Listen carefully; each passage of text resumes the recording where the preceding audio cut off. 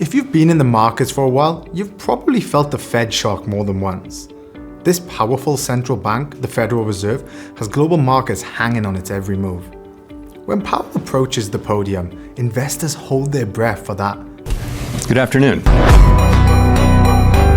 So, how did the Federal Reserve get started and gradually gain its power? Let's dive into this macro lesson and find out.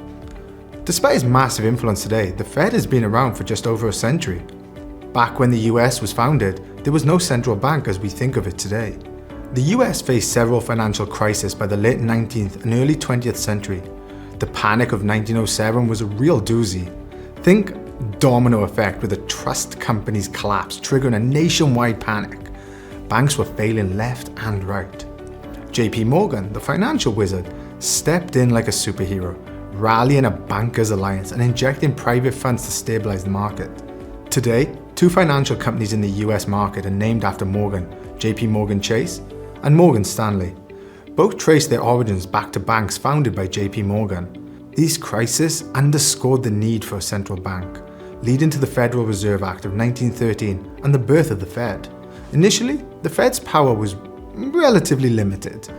Compared to the earlier, more unstable years, it did help reduce financial volatility. However, during the two world wars, the Fed essentially became an extension of the Treasury Department. It helped the government raise war funds at lower costs, which contributed to wartime inflation. The Fed's response to the Great Depression of 1929 was lackluster. It largely stood by while the crisis worsened. Post-World War II, an agreement was reached to restore the Fed's independence from the Treasury, but true independence was still a work in progress. By the 1970s, the economy showed signs of slowing down, and inflation was on the rise. President Nixon, seeking re-election, pressured the Fed to lower interest rates to stimulate the economy. Nixon famously said, "I respect his Fed chair independence. However, I hope that independently, he will conclude that my views are the ones that should be followed." This was almost a blatant threat, wasn't it? While short-term rate cuts did help Nixon win re-election, they also unleashed the monster of stagflation. Stagnant growth, soaring unemployment, and rampant inflation tarnished the Fed's reputation. In 1979, Paul Volcker became Fed chairman amidst turmoil. He became a staunch defender of the Fed's independence, withstanding pressure from all sides, and implemented unprecedented monetary tightening policies. To combat inflation, the Fed significantly raised policy rates, reaching nearly 20% at one point.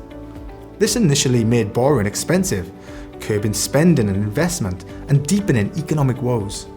Critics were all over him, accusing him of driving the economy into a recession. But Volcker stood firm, believing that taming inflation was key to getting out of the rut. History vindicated him, of course, as the US economy got back on track in the 80s. His bold moves restored the Fed's credibility, and his commitment to central bank independence and transparency set a benchmark for future Fed chairs.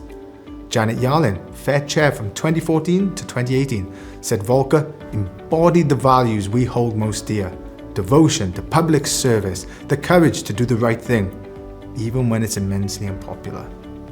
Following Volcker, the Fed's influence in global financial markets grew alongside the strengthening US economy.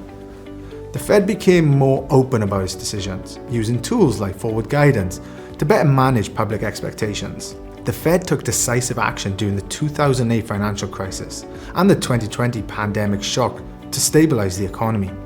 During Trump's first term, he often publicly criticized the Fed, suggesting he could replace the Fed chair.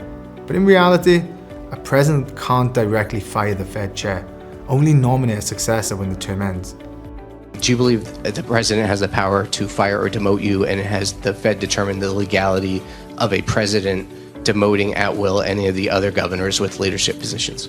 Not permitted under the law. The Fed remains quite independent today. Thanks for watching, and see you next time.